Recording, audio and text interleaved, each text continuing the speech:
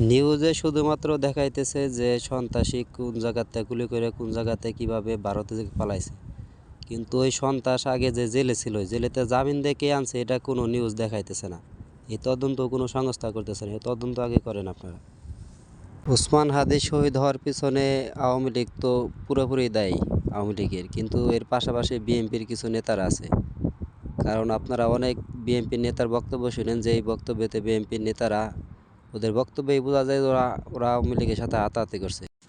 হাদির একটি বক্তব্যে স্পষ্টভাবে বোঝা গেছে যে বিএনপির মির্জা আব্বাস চায় না যে হাদি নির্বাচন করুক। এই হত্যাকাণ্ডের পিছনে এটাও খতিয়ে দেখা হোক যে বিএনপি মির্জা আব্বাসের হাত আছে কিনা। বর্তমান আমতারেকরে দেখছি হাদির বিরুদ্ধে অনেক বাজে বাজে মন্তব্য করছে। আর এই আমতারেক বর্তমান দেখবেন যে আপনি আওয়ামী লীগের যত প্রকার সুনাম আছে, আওয়ামী লীগের পক্ষে কথা বলা সব কথা কয় আমতারেক। আর এই আমতারেক প্রথম আমি ভাবছিলাম যে এই আমতারেক আপনার নির্বাচনের আওয়ামী লীগের কিছু ভোটের জন্য আওয়ামী লীগের পক্ষে কথা বলতেছে, কিন্তু এখন আমি পরবর্তীতে ভাইবে দেখলাম যে এই আমতারেকরে আপনার আওয়ামী লীগের থেকে বহু টাকা দেওয়া হয়েছে।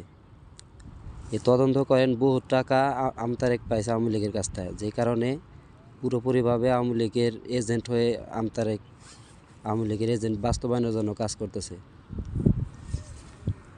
ওসমান হাদির মৃত্যুর জন্য শুধুমাত্র ইন্ডিয়াকেই দায়ী করলে হবে না, এর সাথে আমাদের বাংলাদেশের অনেক বড় বড় রাজনীতিবিদ এবং প্রশাসনের লোক আছে।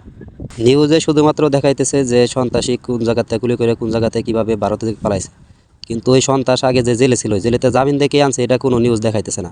এই তদন্ত কোনো সংস্থা করতেছে না, এই তদন্ত আগে করে না। ওসমান হাদি শহীদ হওয়ার পিছনে আওয়ামী লীগ তো পুরোপুরি দায়ী, আওয়ামী লীগের, কিন্তু এর পাশাপাশি বিএনপির কিছু নেতারা আছে। আপনারা এখন দেখবেন যে বিএনপির নেতারা আওয়ামী লীগের সুরে কথা কয়, শেখ হাসিনা সুরে কথা কয়। হাদির একটি বক্তব্যে স্পষ্টভাবে বোঝা গেছে যে বিএনপির মির্জা আব্বাস চায় না যে হাদি নির্বাচন করুক। এই হত্যাকাণ্ডের পিছনে এটাও খতিয়ে দেখা হোক যে বিএনপি মির্জা আব্বাসের হাত আছে কিনা। বর্তমান আমতারেকরে দেখছি হাদির বিরুদ্ধে অনেক বাজে বাজে মন্তব্য করছে। আর এই আমতারেক বর্তমান দেখবেন যে আপনি আওয়ামী লীগের যত প্রকার সুনাম আছে, আওয়ামী লীগের পক্ষে কথা বলা সব কথা কয় আমতারেক।